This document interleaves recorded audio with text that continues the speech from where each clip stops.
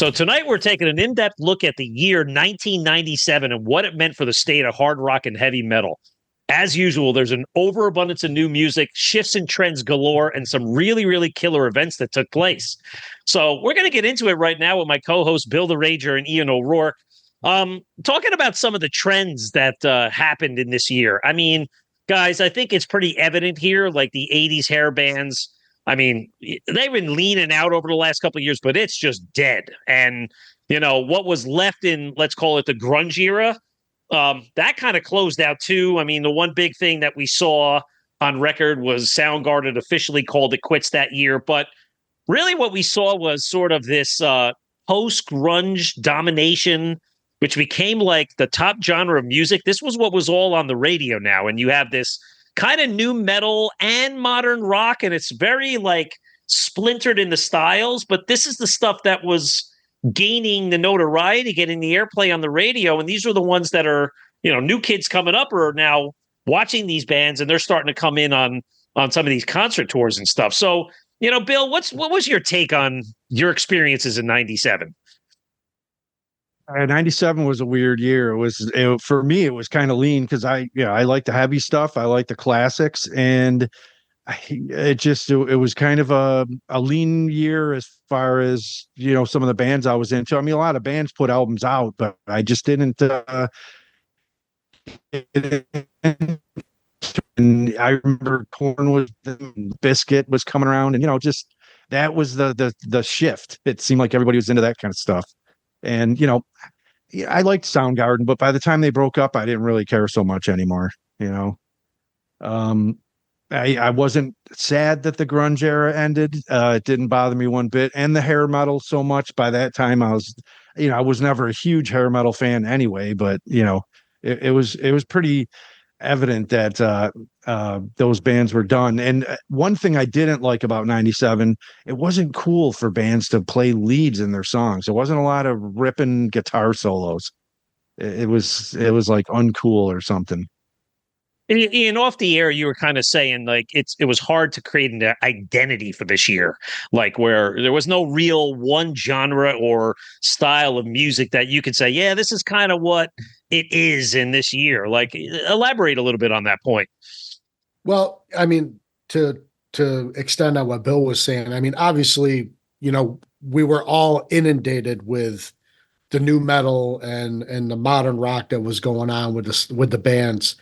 It was a stylistic shift. It was enough to pull in some of the younger folks more that were into maybe heavier music, but it kind of had a different kind of vibe. But it was not, you know, I mean, like, I guess what us, you know, traditionalists, I'm not going to say old guys, traditionalists. OGs. Yeah. OGs. That's right. We, you know, it was not our cup of tea as so much. You know, it was harder to find the good stuff that, you know, there was stuff there, but it was in smaller amounts. It was in fractions compared to what it used to be or what it may come to be again. You know, it was really weird. You know, I mean, all I remember was when grunge finally seemed to be fizzling right out. This new thing started coming in, and this was the epitome, I think, of when the subgenre topic was brought up, because now it seemed to splinter even more into more subgenres. And the popular music had so many subgenres in it, and the way that it was created, it was really, I'm not going to say it was the worst. It was definitely tough to digest at times. I think that was probably the best. And you're right. I think for the, let's say, the traditional metal fans that we like, the classic artists, there was, you know, we were holding on to, and maybe not even holding on to, but we were very appreciative for some of that music and some of the touring that went around. I mean, and listen, there was still quite a good, decent amount of new music, and we're going to cover a lot about that tonight. And, you know, again, some good tours are some of our favorites were still circulating, but listen, nothing was bigger this year than two things revolving the Black Sabbath camp, right? As we talked about in 96, Ozzfest made its debut with a sampling of 2 or 3 shows on the West Coast, right? It was put together as these mini festivals, but this was a year that they rolled out the national tour, right? What, to me, though, what was a little disappointing is having never seen the original lineup of Black Sabbath. This was, for me and so many other people, this was like a great thing, but you come to find out that Bill Ward is not included. And you know what? Maybe give Ozzy credit where credit is due, because this is still when he could perform at a pretty high standard, but he did 2 sets on this tour. He did a set with his solo band, and Mike Borden was on drums, and then they came back and did an hour with the Sabbath guys, Geezer and Tony, again with Mike Borden playing drums. Now, I can't say it was bad. I was happy to see it, but it felt a little bit incomplete. But I did see the show at the Giant Stadium in New Jersey. It was crazy. It was at this football stadium. I remember when Sabbath went on, people were just jumping over the walls in the lower tier onto the GA floor, flooding it. It was sick. And it was the beginning of what would become a great run of Ozzfest for the next 4 to 5 years. Right. Did you guys hit the show at all? I did. I saw it in West Palm Beach, Florida. Man, great freaking show. And Bill, what were some of the other bands that were on the bill? Pantera, Marilyn Manson, Typo, Negative, Fear Factory, Machine Head, Power Man 5000, Neurosis, Coal Chamber, and Vision of Disorder. There was a couple other little smaller bands, but I those are the bands I remember the most. And Pantera kicked ass that night. I remember them just really kicking ass. And it was funny because the night before we were at this, me and my friend Matt Villardebo went to this little bar across the street from the hotel we were staying at. And then all of a sudden in walks Vinnie Paul. And he looks over at us and he gives us a nod. And Matt's like, oh my God. I'm like, dude, settle down, leave him alone. And so he went on his way. He went over to the bar, and then I don't know, maybe like 10, 15 minutes, but he finally came back over to us and we started shooting the shit. We hung out with him for like 2-3 hours doing shots and talking shop. It was great, man. Nice. He was a good dude. Very good excellent dude. Stories. And Ian, this goes also to the point. I mean, Bill, thanks for recapping the bands that were on there, but it shows that diversity of the different types of metal that were put on, not on just the main stage, but the side stage. And that trend would come. It put a lot of bands on the map later on, even to the point where you heard years later that some of these early bands like Godsmack, who would debut in '98 at Ozzfest, they were unsigned at the time. They actually had to pay the Sharon Osbourne camp. They had to pay to be on those tours. It was a way for them to get showcased on there. But, you had the small stages, you had the big stage, you had the ability to see these maybe new and up and coming bands in the parking lot on the side from 2 PM till 6, and then you rolled into the big stadium. So it was really the first of what would become an amazing set of events over the next few years. So I think, the other big news on the Sabbath camp, though, was later in that year, which it's hard to believe now looking back at this, almost 20 years ago, that 2 big events like this would happen in one band where I don't even remember the news coming out about it happening, but it just seemed like the Ozzfest went around in July and August. And then next thing you know, you're hearing that they get back together with Bill Ward and they're going to play some reunion concerts in Birmingham, United Kingdom as the original 4, which would then be recorded and released as a live album the following year. So, Ian, what was your impressions of that event? I remember being excited for the fact that, because at this point, I had re-immersed myself in Sabbath and all things that were doomy and darky and stuff like that. And I remember that they had talked about recording for a live album. And when the live album came out, I got it right away. And I was floored because they sounded so huge in the recording. And it's bands like that when they can come about and they had an impact early on in their life. And then we all know the split. Ozzy left. Then they make an impact again when Ronnie James Dio comes in. They make an impact later on, because of the whole Ozzy reunion with the No More tours and all that stuff there. And to come about again like this and have it be that big. And think about it, because from that point on, like the mid to late 90s, Black Sabbath stayed very much in the public eye. That was something that people talked about. When Iommi got sick, it was big news. They were talking about it on all the outlets. All these people were discussing it. They get back together to record with Rick Rubin. All of the things that went on, it really kept them vibrant and part of the culture. And I think it was, rightfully fitting, because that whole time period with what was going on, if you had to find the root for that weed, it goes all the way back to Black Sabbath. Yeah. And that's not to slight them or any other bands. That's just the vibe that was going on at the time. Do you guys recall, at the time, why Bill didn't go out on the tour? Was it the money? Was it a contract thing? I don't really recall, but it's kind of funny. I think it was his health, but I could be wrong. It's funny. I don't even remember. I forgot that Mike Borden played with Sabbath that time, because I did see them with Bill Ward, but obviously it was later. But I don't remember. It had to have been his health. I do remember he was an unhealthy dude for a long time. Yeah. I think twice he's had cardiac events, and I think this was the first one. That's why Mike Borden had to step in. Yeah. And then it happened again later on down the road. Yeah, and that was one of the reasons. Yep. Well, the second time around, I think it was money. Well, that was one of the events, but and maybe they also they probably said, listen, if you're not fit to do this tour, get yourself healthy, and we'll talk again in 6 months, right? Yeah. Yeah. Well, that's definitely about the mid.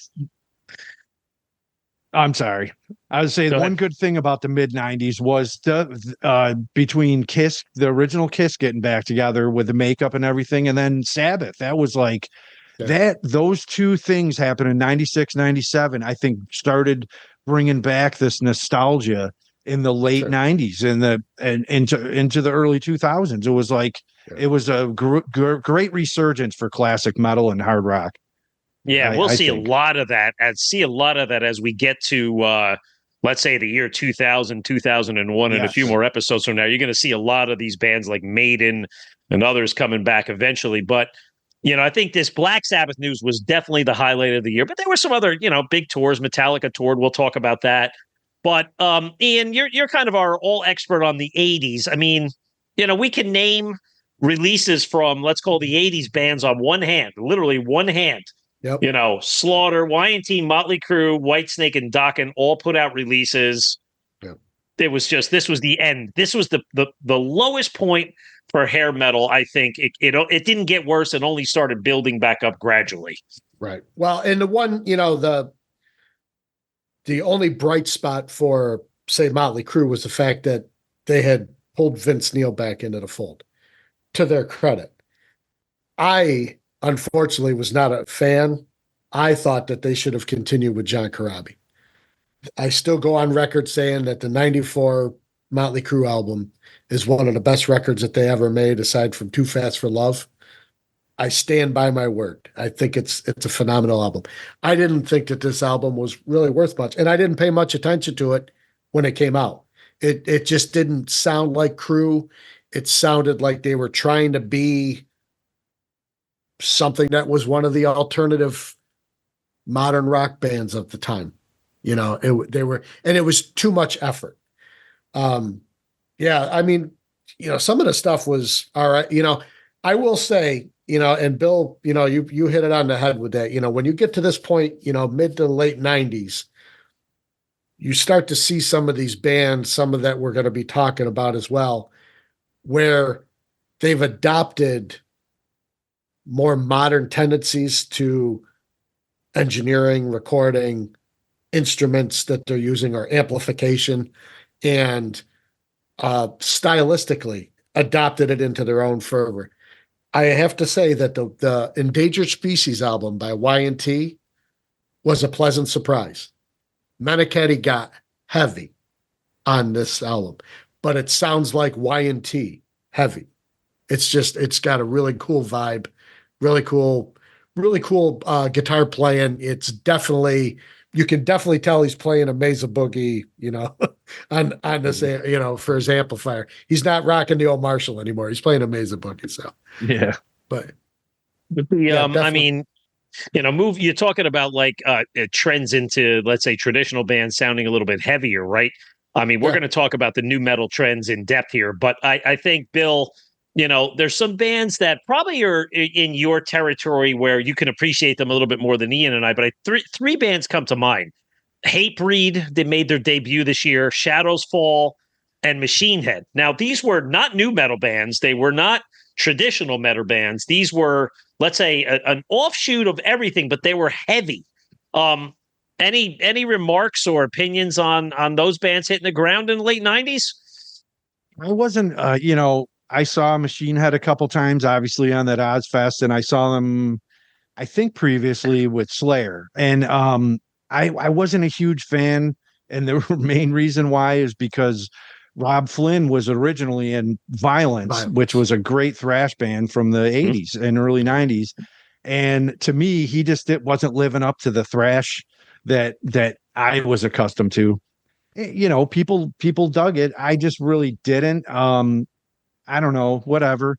They're not bad. They just really didn't do it for me. And then, but Hatebreed, I saw them a couple times, and they were that time period, the new school of hardcore, and like DRI to me is hardcore and Crumbsuckers and stuff like that. But Hatebreed was a 90s version because hardcore kind of died out a little bit for a while, and then they sort of brought it back.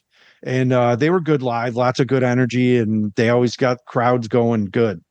And then what was the other band you mentioned? I'm sorry, Shadows Fall. Shadows Fall was still not on my radar yet. I about another year or so till I discovered them.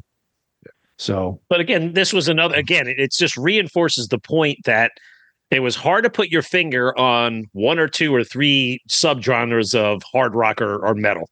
There was like, how did I couldn't even categorize those bands at that time because you still had the traditional bands. And Bill, you're a big advocate of that.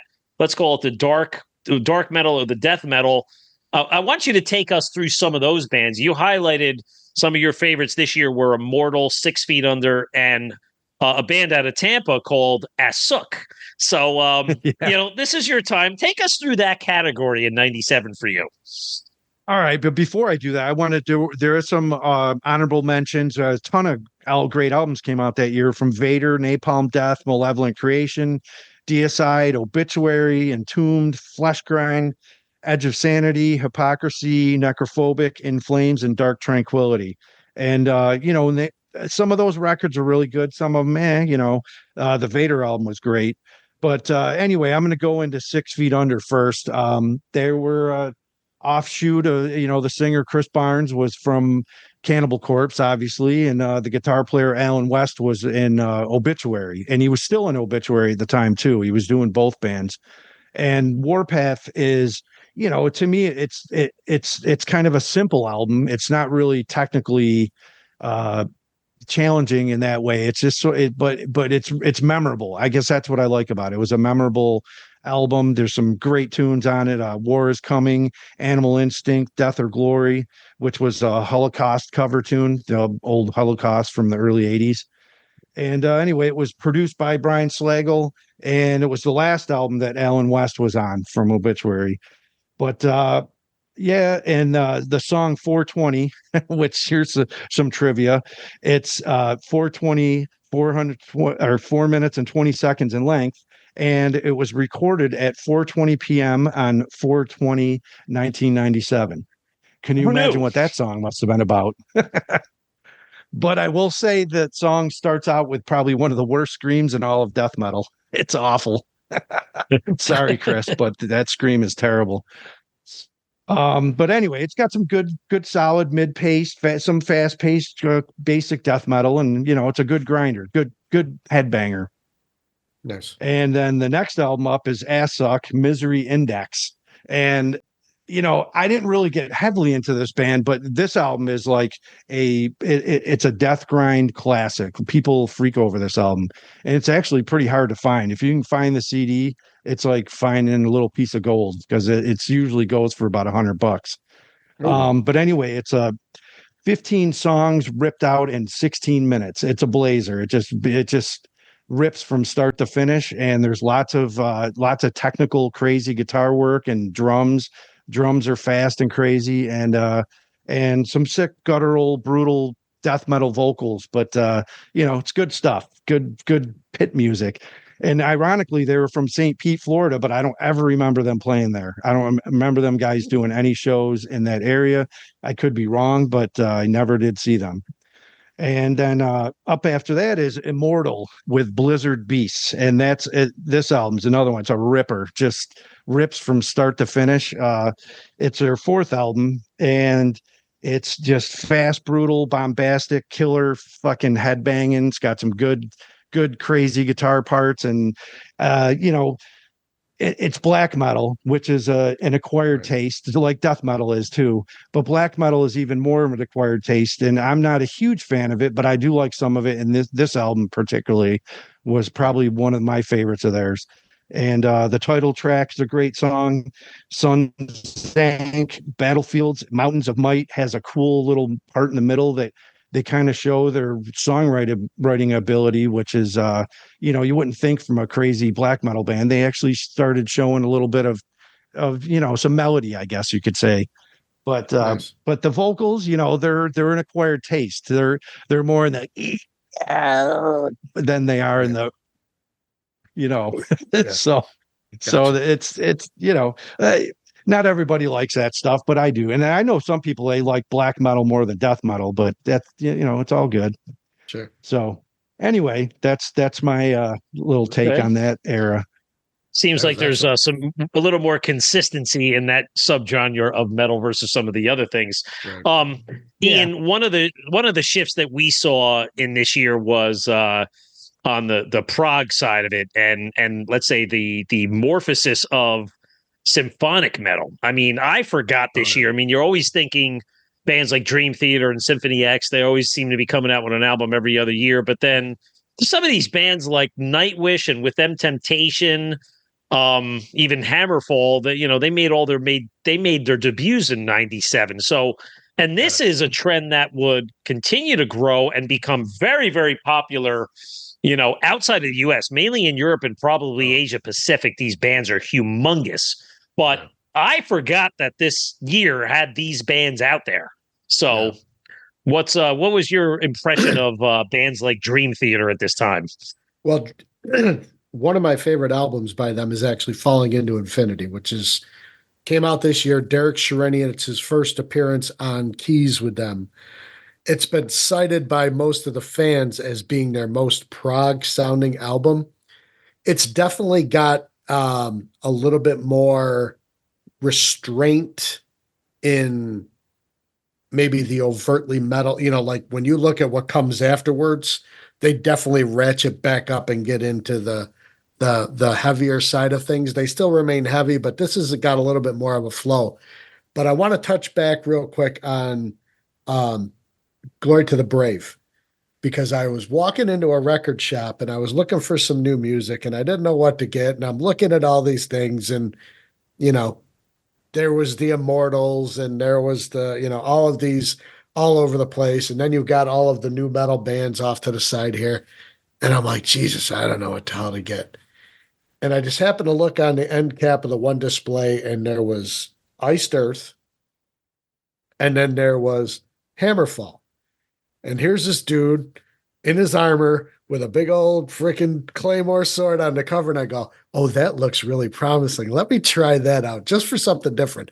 And I have to tell you, I was actually quite hooked with it, because it brought you back to something that we remember from the 80s, that it had that kind of vibe, it's got the speedy side of, maybe some thrash and some Judas Priest mixed in with these big vocals like a Maiden with the dual guitars and the galloping and sounded like Halloween. And I was really quite taken by this. And then Nightwish, I remember hearing it and thinking, what the hell is this with this girl singing operatic? Because you weren't used to hearing much. Like, you heard like little bits, but like this was her as like the featured vocalist with this band that was just playing this intensely heavy stuff behind her. And then you see them, like you said, well, on the festival stages, they were enormous. Especially, I mean, Germany, and back when they were still doing Donington before it became Download, they were just enormous. They would get on there, and all the kids loved them because it was closer to their world. So yeah, this was a fun time when it came to this type of music. It was interesting. It gave us a little bit of hope outside of the new metal world. And you're right, perfectly said, Ian. If you were drawn to the cover of the album, maybe you turned it on and you thought of like, call it the cheese factor of like Man of War. And there was a lot of cheese factor, and it still continues 30 years later, the cheese factor of those bands. But it's what their identity is. But yeah, it was definitely a solid trend that year, and something that would continue to establish itself. So We're going to take a short break. And when we come back, we're going to get into the whole world of, like it or not, new metal and how it dominated the FM airwaves. And then we're going to go deep dives into our favorite traditional heavy metals. Hang in there. We'll be back with you. This is Metal Mayhem ROC. I'm here with my co-hosts, Ian O'Rourke and Bill the Rager. We're talking about all things hard rock and heavy metal in the year 1997. Now, guys, we've covered a lot of ground already, but we have to get into this mind space and be a little objective about it. We're going to talk about like the new metal and the modern rock, because let's be honest, they were at the top of the mountain at this point, right? I mean, there were definitely some albums and some bands that I liked, and this was also a time where if you were either were going to try it, or you were going to just put blinders on completely and say, I'm not in. Right. But I think for the average fan, you wanted to give it some credit.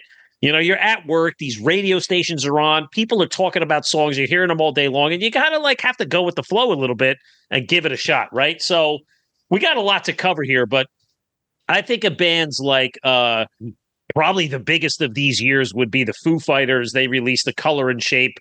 I mean, this had massive hits, right? Monkey Wrench, My Hero, and Everlong. I mean, we don't categorize this as metal, but they're hard rock, they're melodic, and they were on the FM stations all the time and continue to do so. And the other band that made their debut was Creed. And Creed, they kind of edged in slowly because they had a little bit more of a traditional hard rock sound. Scott Stapp had a great voice. I remember here in Jersey, you heard songs like Torn and One and My Own Prison, and they were just accessible enough, but not that far out that you could say, all right, there's a groove here. It's catchy. It's good enough because it's hard rock and I can relate to it, even though it's not metal. And those would probably be the bands to me that would be, let's say, the most mainstream. But then you really got into other areas, right? Like you think of a band like Limp Bizkit or Rammstein or Cold Chamber, right? These were very, very distinct sounding bands. Some I liked, some I didn't. I mean, guys, let's just get the ugly one out of the room now. Limp Bizkit. I mean, I think that was the album that they covered Frank Sinatra song, was it? Or something? Or a George Michael? I don't even remember. George Michael. Yeah. Okay. Faith. Yeah. Yeah. I didn't want to lead off on. I was going to make Bill lead off on Limp Bizkit, but that's No. I'll take the lead. That's fine. Yeah, I mean, you couldn't turn on the television, if you were trying to see a music video, without having them on there, whether it be the top 20 or whatever it was on MTV of the day, and then like you said with the radio stations, they were all over. And this was part of that. This was that continuing trend of the that Korn family, the rap metal, the mix of hip hop and heavy rock, and the kids latched onto it huge. I mean, Bill had touched on it. I think it was last episode or the one before. All around where you were, seeing the kids in the stovepipe pants and the Hot Topic, t-shirts, and now their hair is long and spiky versus hanging down, and you know frosted tips and weird stuff like that. But the Creed, I definitely agree with what you were saying. They were definitely a lot more accessible, especially to the average rock, hard rock, whatever fan. Foo Fighters, they weren't too bad. Everlong, I mean, still to this day, it's a great song. There's something about it. It's just got this vibe to it, and it rocks. It's just a different feeling. Then one of the ones that I had mentioned on the list, somebody had turned me on. This was right around the same time I fell into Hammerfall.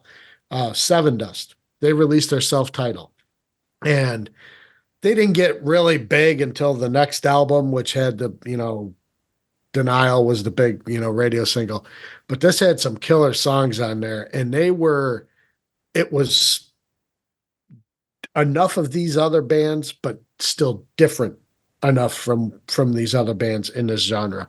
And I do remember that being something that we would spin that a lot when we were having parties and stuff, and then I'd say, all right, that's enough of this. Somebody put on Master of Puppets. But it was you hit it right. I mean, where Creed was a little bit more on the, let's say, radio accessible, Sevendust was harder, and it was sure, relatable enough yet different. And let's be honest, they're solid, but they don't really stand out. But sure, it fits for a certain mold. I mean, there's nothing you dislike about them. It's just something about them that you feel like, I've heard something about this kind of band in all their songs and so many other things. And you would see a lot of that. I mean, even this day and age, 20-something years later, there's too many of these diluted hard rock, radio-friendly bands that just have no identity, I mean, going back to Limp Bizkit, though, I mean, I think the phrase that I saw that summed it up perfectly is these guys were now called hip-hop metal, right? Hip-hop metal was the perfect thing. It was part rap, it was part hip-hop, it was part metal. I don't think any traditional metal fan liked them. I couldn't stand them, but they were super huge at this point in time, arena status. But one of the bands that I loved, and Bill, you touched on it with Ozzfest, was Cold Chamber. I mean, to me, these guys were heavy and groovy. They looked cool. They were all darked out. They had weird hair colors and makeup on, but Dez had something about his vocals that. And he could just deliver it, but it wasn't death metal. And the tone of the guitar, the crunch, and the songs, just Big Truck and Loco. I mean, those ones, you put them on now, man.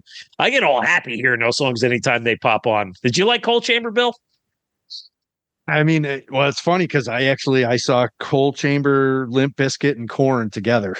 So wow! I got all those bands, in one package. And Cold Chamber, they were cool. I can't say I didn't like them, but I listen to them now, and it's okay. But they were good live. They were very good live. And Limp Bizkit, I definitely didn't like them, but they put on a hell of a show. I mean, their show was great, and the crowd was really into it. I remember that was around the time where I started going, I think I'm going to stand back here.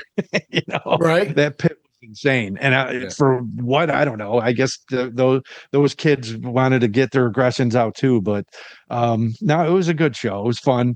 It wasn't my cup of tea really, but it was cool to watch, and that's what the kids were into, And but Cold Chamber, I saw them a few times. I probably saw them 3 or 4 times in a 3-4 year period, and they always put on a good show. I always thought they were the coolest of some of those new metal bands. But just thinking about, look at the bands we just talked about, right? We talked about Cold Chamber, Creed, Foo Fighters, Limp Bizkit, and Sevendust. And there's one left on this list. But they're all in a category, yet every single one of them is completely unique, which made it very, very difficult to pin these guys into a category. Yet this is what FM terrestrial radio was playing. The last band in this category to comment on was the German industrial band Rammstein, right? I mean, they put out this album called Sehnsucht. I mean, again, you think about FM radio, you couldn't turn the channel without hearing Du Hast. Du I was hast gonna A was say, sung yeah. in German, but it was like hard. I don't even know how you would describe it. It was like military in style, like type A personality, hard rock. It was like the continuation of what Nine Inch Nails would have been if they went more metal or something like that. I agree. But everybody loved them. Everybody loved them. Yeah. Yes. And they crossed over into the everyday guy, because I just remember people I worked with that didn't know anything about metal are like, dude, you hear this song? It's great. Oh yeah. And that's cool. But yeah, they were definitely, they got big pretty quick off just that one tune.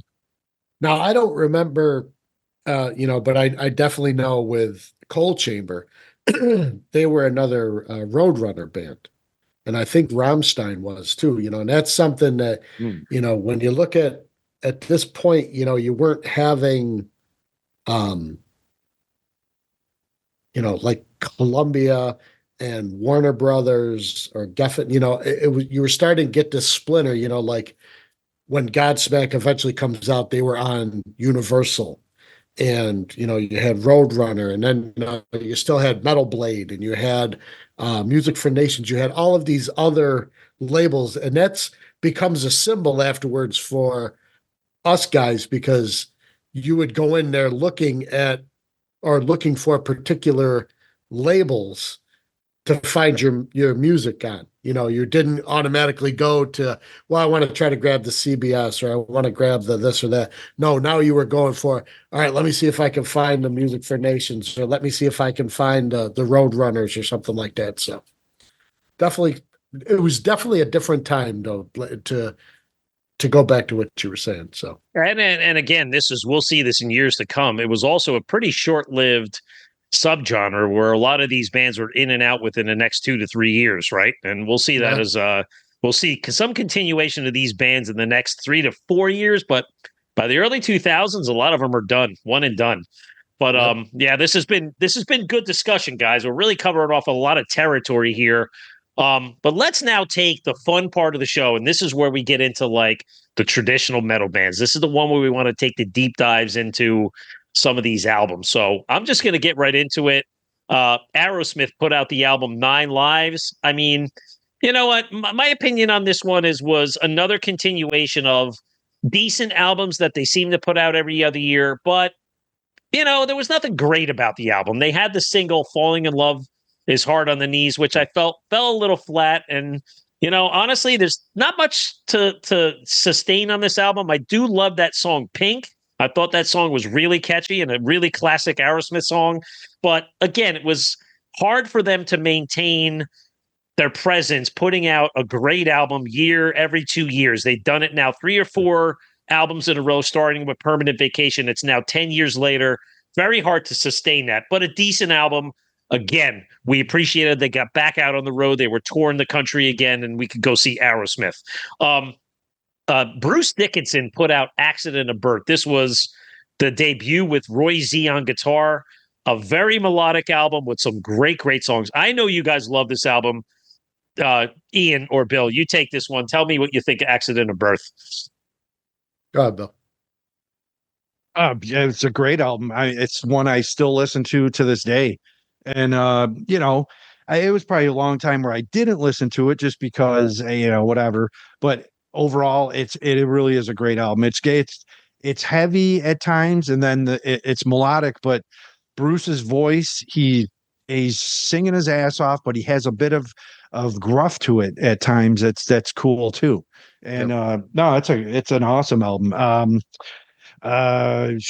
Freak, Road to Hell, and the title track to me are amazing tunes. Didn't Adrian Smith play on this album on a couple of songs, I believe? Because I know he was on the tour. Yep. Yeah. Yes. I forget what tunes he's on, but yes. And I think he wrote 1 or 2 songs as well.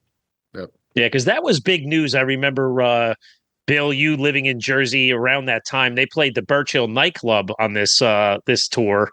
And I remember it was just like the vibe and the excitement in the air it's Bruce solo, but he's got Adrian back in the band because Adrian had exited Maiden a couple years prior, right? And this was like, okay, now you're going to get a couple of Maiden songs in that set list, but knowing that he was writing material with Bruce made it even better. And I do remember that being a really, really special show. And the opening act on that tour was Geezer Butler in his, let's call it his version of the industrial band. Now, I will say personally, this is probably a really weird thing to say. This was my top album of 1997, Black Science. I can't even tell you how many times I played that CD, and it was really crazy. Like hundreds of times. I fucking love that album. They had a different singer. Burton C. Bell leaves. They bring this rather unknown guy named Clark Brown in from Boston. I don't know what to tell you. It's just got everything I loved about that heavy industrial sound, and it was a great double bill to see the Geezer Butler band opening up for for Bruce Dickinson. So Ian, did you like that Geezer album? I have to say, yeah, I loved, because I had just started to get into Fear Factory. Soul of the Machine, Demanufactured, had been out. Geezer hooks up with him, first album. I was totally floored by the fact that Geezer was doing something that was this, I mean, granted he comes from Sabbath, but like all of a sudden now this is like just a little bit of a departure, bringing some of that industrial kind of vibe into it. It was so dark and heavy and grindy. And then Burton leaves and they pull this kid in. Now, what I like about this kid was he had more melodicism to his singing. He was able to be gruff and angry, but he had more of a way to sing and enunciate better. So now the songs take on a different life. And when you listen to this album, it's a great album. I mean, I think I even like it more than I like the first Geezer album. Yeah, Plastic thinking Planet. back on it. I agree. Plastic Planet was great, but this was like, I'm like, wow. I go, how did this not propel him to another level? But I think we know, because the whole Sabbath thing comes right down the pipe right at the same time. So because you're right, and this would have fit in. Right, it would have fit in with any of these like fragmented metal bands trying to place their, put themselves in a place of one of these subgenres. They were right there, and I think that's what Geezer did. He put himself in that to stay fresh and modern with the trends of the time, but he just knew that, the bigger fish was going to be in the Sabbath reunion, and he kind of walked away from it. But yeah, I was fortunate enough to see it a couple times live. I'm going to have to tell Verno on one of his Monday night shows to pull a couple tracks off of this maybe Box of Six and lucky you. One of the other ones. Yeah. Zodiac. Yeah. Zodiac and Box of Six. Tampa at the time, and I didn't. Go ahead, Bill. I say I was in Tampa at the time, and I didn't see that Bruce tour. They didn't come to Florida, and so I didn't see Geezer at all. You're lucky you saw that, because that singer dude had a killer voice. That tune, "Man in a Suitcase," his voice is so great strong. Song, man. Yeah, it is. And that's going to be. How did it hold up live? I was wondering about that. Because I figured you'd seen him, but how did his voice hold up live? It was good. I mean, I remember it. I saw both versions, because he didn't tour a lot for Plastic Planet. He did a handful of shows, and I remember seeing that too. I saw that. They opened up for Korn at the Birch Hill, Bill. It was Super Bowl Sunday, 95, 96. It was the Steelers against, I don't remember who, the Cowboys. And I remember going to the Birch Hill, and I left before Korn played. I literally went to see Geezer Butler, played every song on the album, and that was it. But this was good. I mean, did a lot of the stuff off that album. I saw it also at a place down in the Lower East Side called Coney Island High in the city. I don't know if you remember that place, but it was a cool place too. Yes. Remember that place? Yep. There was like a headlining show. Yep. But I do remember there was maybe 50, 60 people there, which just tells you that if people aren't going to see Geezer Butler just for him as a name, metal was not in a good place in that year. And it might not have been promoted too well too, though. Right. Yeah. Right. So again, I think it's nice to know that we're all giving a lot of love to this one, to Black Science from Geezer Butler. So moving along, Ian, we covered off on Jugulator when we had an episode about a year ago talking about replacement singers of the 90s. Yes. Again, I have nothing but love for this album. I was always a fan of the underdog. I thought Priest deserved this chance. Meanwhile, I was very supportive, and I've expressed my love for Fight, but I couldn't wait to hear what this new album and new singer was going to bring, considering his backstory that he was in a cover band in Ohio and was discovered off a VHS tape that, somebody mailed Scott Travis. But, Jugulator is Somebody a very, from very Rochester, New heavy York. album. Oh, is that so? Really? Yep. Yes. Little trivia. Nice. Okay. That's good to awesome. know that. But guys, what do you think of this album? I mean, to me, it was a heavy album. Great album. Very heavy. Very dark themes. Go ahead, Bill. Take a crack at it. Yeah, to me, it's a great album. And, I was very hesitant, very skeptical because I'm a Rob Halford fan from being a little kid, actually. And, this album blew me away. It's not something I can listen to all the time. It's a dark album. It's very dark and it's down tuned to C and C sharp. So it's definitely a little bit of a departure on that. And I think, when I listen to it now, I kind of wish they did write a couple songs in E, because it really would have showcased I'm sorry, what's his name's vocals? Ripper. Yeah, Ripper. Ripper. Oh, it's geez. Yeah, because he can hit all those high notes, and he still hit some sick high notes on this album. But I would have liked to heard him sing some of that stuff in E, because when I did see him live, man, that Priest stuff, he killed it. I mean, he was great live. I did see him on this tour, but I think it was a year later. I don't think it was right when it came out. Right. How about you? The texture of this album, and that's the best way, the texture of the tone, everything, it fits perfectly into what we were just talking about, just like with Geezer.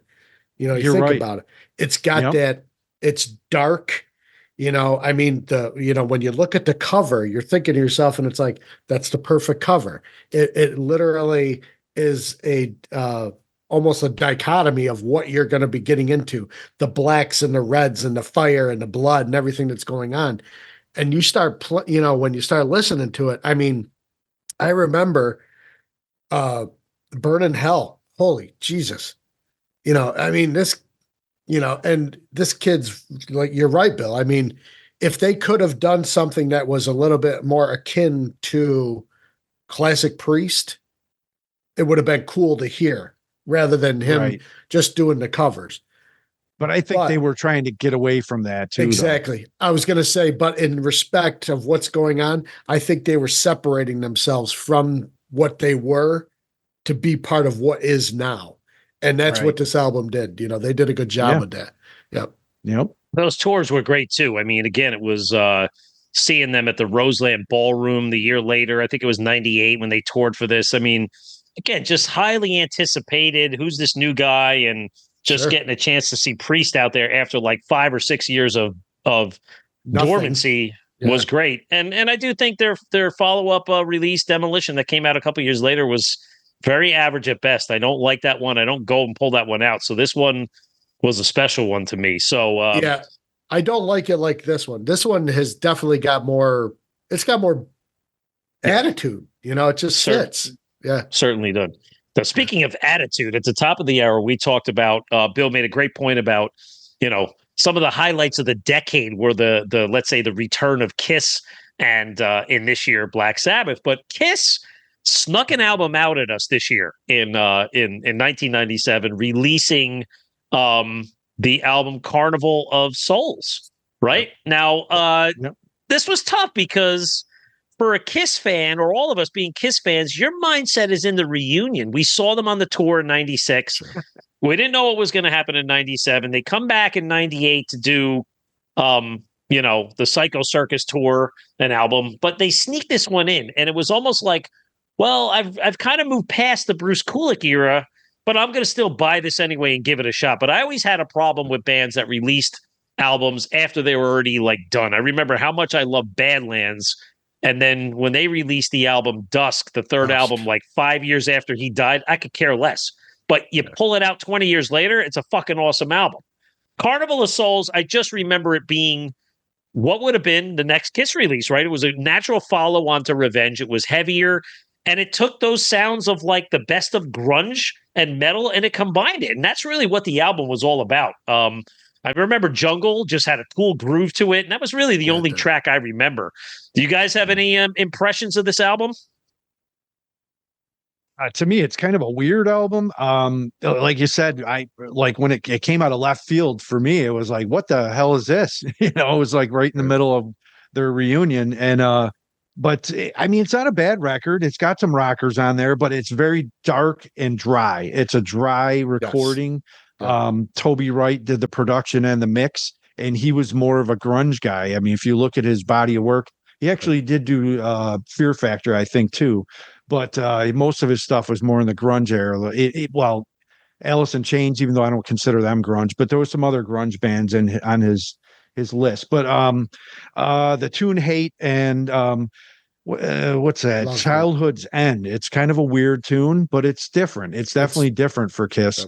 But it definitely not one that's super memorable, to me. I wouldn't say it's a bad record. It's just not a great record. Master and Slave, another great song. I mean, there's a lot of really good songs. What I think I appreciated the most about this was the progression that Kiss made later on when they finally got to Revenge. Revenge being their heaviest of material up to that point. This was that next natural progression. I would have loved to have seen this with that band. But like you said, Ace is back in the fold. Peter's back in the fold.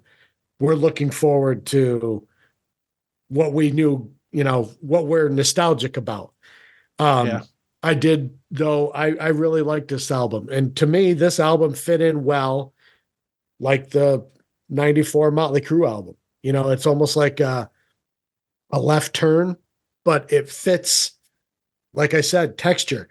All of this stuff, it all kind of fits together. It's got that greasy, black, dark slime on the top of it that was going on at the really, that's what it is. That was going on at the time. And it works. It works really well. I wish they could have maybe figured a way to make it work both sides. I know. But you know how Gene is.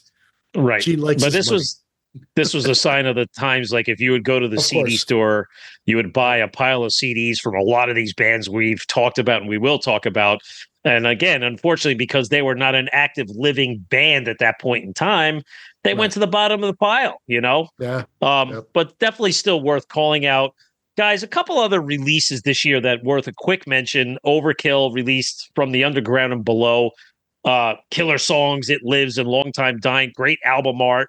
Just more of what you'd expect from Overkill in the 90s. A new album every 16 to 18 months. You get what you get. It's all good. They're going to tour. Worth calling out. The other one was Sabotage releases The Wake of Magellan, which in a sense was a concept album. It happened to also be the last one with Zach Stevens on vocal. And to me, it's a good album, and it's rather underrated. They didn't tour a lot in the States for this. I do remember them playing the Birch Hill, and then they went straight to Europe because I think this was now they were no longer an in band in the States. It was like a European band, a Japanese band, and what would come after this would be, the superstar launch of Trans-Siberian Orchestra after this. But I do remember this one still being very cool. The song Welcome was really cool and a lot of other good stuff. And I do know TSO pulls out songs from this album every now and again and plays them live. So, yeah. And maybe the other album to talk about quickly before we get into maybe the two big heavy hitters of the year, Queensryche. This one's up for a little bit of a debate with you guys, right? They release Here in the Now Frontier. This was the last commercial release with Chris DeGarmo on guitar. I want to see what you guys think of the album before I give you my opinion.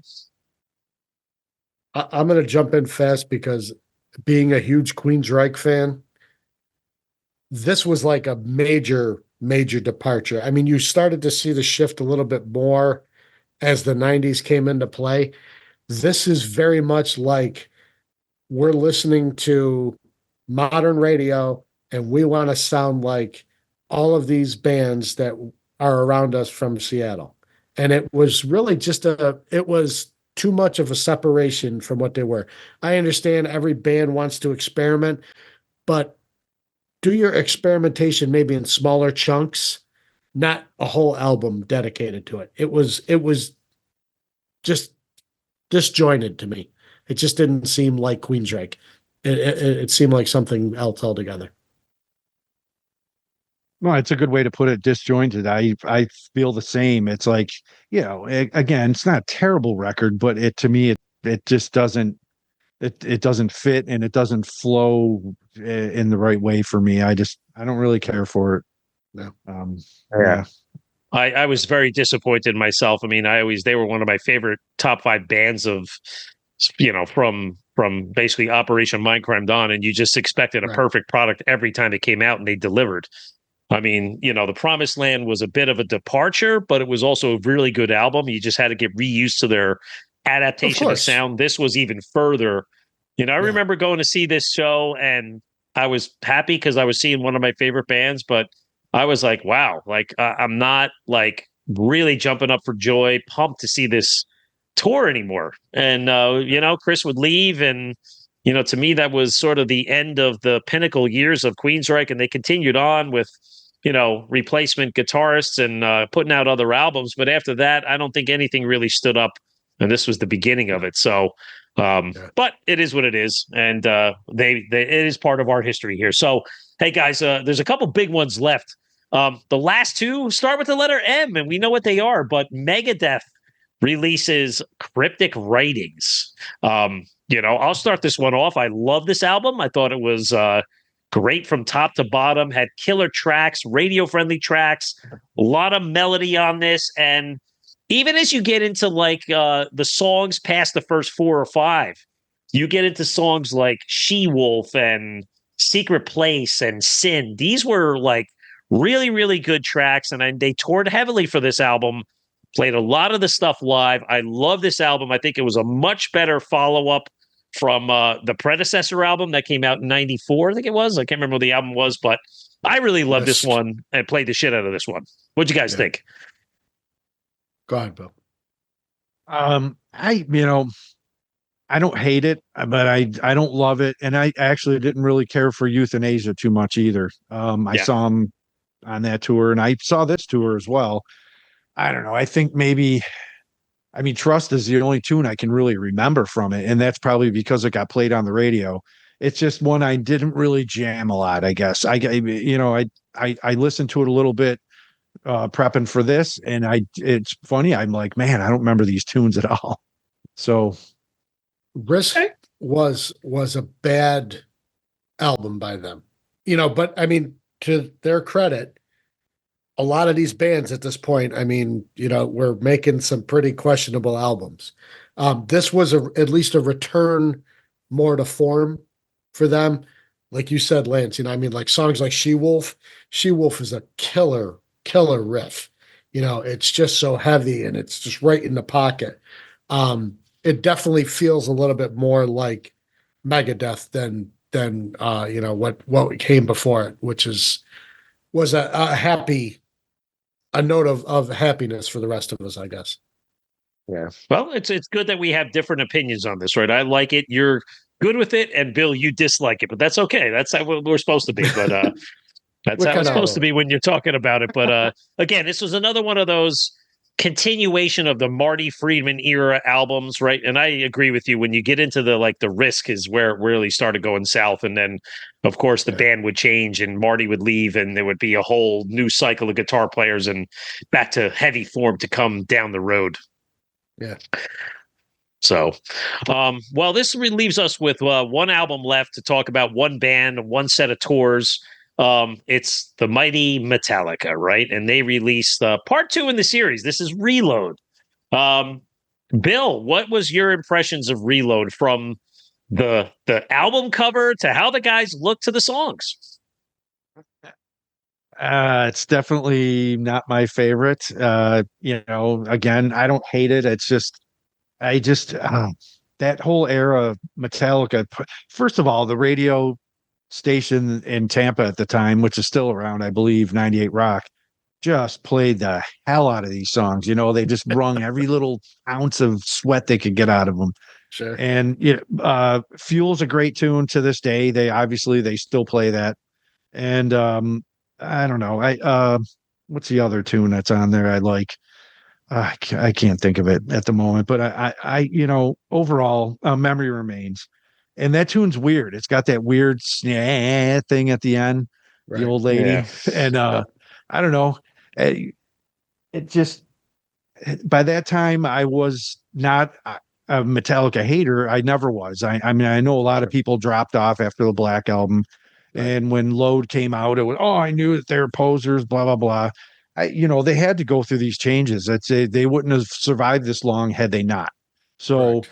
I commend them for that. They tried a lot of different things, and to me, it's not the Metallica I know and love, but I understand what was going on. Sure. They were still looking to chase that radio hit, and they did it with Fuel. But I'm with you, Bill. Like, Memory Remains, the song itself is okay. And maybe I'm being a little difficult or biased, but I didn't really dig the whole Marianne Faithful, kind of somebody from a whole generation singing on that track. I didn't get it. Sure. Maybe I was being a little closed-minded, younger kid, but I just didn't like that move. Yeah. Yeah. No, I get that. Yeah, I felt the same way. The one thing I'll say about this, and this reflects back to a couple years back, but these two albums are very much akin to what Use Your Illusion 1 and 2 by Guns N' Roses are. Strip the junk off, give me the fat and the meat, and that's what we're going to stick with. So you take a song like Fuel, or you take a song like Memory Remains, and you throw it on with 2x4 or Ain't My Bitch, or some of these better songs from the first album, and just give me a really good album. And then take a couple years. Don't write anything for a while. Just go on, wait till the Mission Impossible 2 soundtrack, come back, do your song, and then, we'll go from there. But I don't, like Bill, I don't hate this album, but I really don't love this album. I don't like it, and I'd rather go to Load, and I don't love Load as a whole. I love half a Load. I really like one song of Reload. But what I will say though is, to give him credit outside of the album, the tour was great. I mean, I saw them at Madison Square Garden. Corrosion to Conformity, they brought them on the road with them. They were supporting Wise Blood, which was a kick-ass album. We talked about that last time. And this was also the album or the tour, if you remember, during the encore. Well, before the encore, they had that kind of mock thing where the stage was falling apart, where the roadies fell from the ropes they dropped the pillars. And this was like early internet stage. And a lot of people were fooled, me as well, thought something was actually going on. It was pretty clever. And then the show ends. They darken the lights and they come back and they do like a mini set of covers and a Garage Day set where, I remember James comes out and he pulls like a light switch down with like one lamp on as if he was in his garage. And I thought that was really, really clever. And from a live point of view, I will say Metallica never disappointed. They always had cool things to do, even though that the album they were supporting wasn't great. But, it didn't matter. Metallica's playing Madison Square Garden. You're there, right? Right. Well, and this was that time period, I think, Lance, you might know, but I know that they did like pop-up shows, like parking lot, like Zakk Wylde had done before. Like they do these little pop-up shows at like record stores in the parking lot. And all of a sudden you'd have like 200, 300, 400 kids swarming the parking lot, while these guys are playing on stage. They weren't, they still were not afraid to be Metallica. That was the best part about it. They were still Metallica. They just were getting huge Metallica. The money-wise, that these guys were pulling in because of these tour packages alone. At that point, they didn't need to sell any more albums. They were making so much money hand over fist on touring because they would tour for a year and a half, 2 years straight, or break it up over the course of 2 years. Just mammoth. They must have been swimming in money, kudos to them. Absolutely. And to that point about the pop-up shows, again, the other highlight of this year was when this album dropped. They did it was not a secret show, but they announced it like a day or two before. I remember it was like a Tuesday afternoon in the parking lot of the Spectrum in Philadelphia. And It was just show up. Like, you didn't need a ticket. I called out of work sick that day and drove down there with my buddy Mark. And, they played from 4:00 to 5:30, and they did some songs off the album, some hits, some deep cuts, played an hour and a half on a little stage set up in the parking lot. And actually that was filmed commercially by those and put out as one of their special products. We had Adam Dubin, the filmmaker, on the show. He filmed that show, which was part of one of their promotional vehicles where they sold these like metallic cans of merchandise and bootlegs and that kind of thing. That was one of them. But I remember that show. It was awesome. It was like definitely one of those memorable gigs in their history of playing unique shows. But that just proved that they could do it live. You're absolutely right. Right. That's cool. You saw that, man. I want to say they didn't do that when in Florida, but they did play Florida probably 2 or 3 times in that touring cycle. Yeah. Yeah. To go back to it though, I mean, they are still a band with no fear. From the beginning all the way through with everything that's happened with them up until now, they have no fear. And you either get them or you don't get them. And for who they may have lost or even lost just slightly along the way, they picked up so many more. I mean, look at this juggernaut that they've become from the 90s and beyond. The Vernomatic said it multiple times. How many kids can you think of that probably their introduction was the Black Album? They didn't know anything about them before that, or they didn't know about them until Load. And all of a sudden it's like, oh, who are these guys? They're cool. Well, yeah, they looked apart back then. Their hair was cut short. They were wearing funky clothes, but it was rock and music for them. So. Absolutely. So, and a few other releases just to call out. New releases came also in 97 from Wasp, Udo, Anvil, Saxon, Gwar, Acid King, Electric Wizard, and the Mighty Orange Goblin debuted. So, guys, we covered a lot of ground in this year, and it's always fun to revisit this year. Brings back memories. It brings back stories. You forget things. You remember things. You debate some things. But just when you think that these years are looking bleak, you spend a couple of hours and we talk it through, and then you go, every year is pretty good in its own way, right? So it is. I think, again, this was an amazing discussion, guys, and we'll be back soon enough to dissect the last 2 years of the decade, 98 and 99, coming to you soon. Don't forget to visit metalmayhemroc.com and sign up for our newsletter to stay updated on new podcast episodes, YouTube reviews, CD and concert reviews. And join us live Monday nights on our radio show on Metal Devastation Radio. And if you enjoy our content, please subscribe to the podcast and leave us a review on Apple Podcasts. So for my guests, Bill the Rager and Ian O'Rourke, this is Metal Walt, and this is Metal Mayhem ROC. Metal for life. Thank you for listening to Metal Mayhem ROC. Check out our website at metalmayhemroc.com for information on podcasts, archives, links to all our live radio shows, and all sorts of info. Please like, follow, and share with everyone, even your non-metal friends. And always remember to keep it heavy.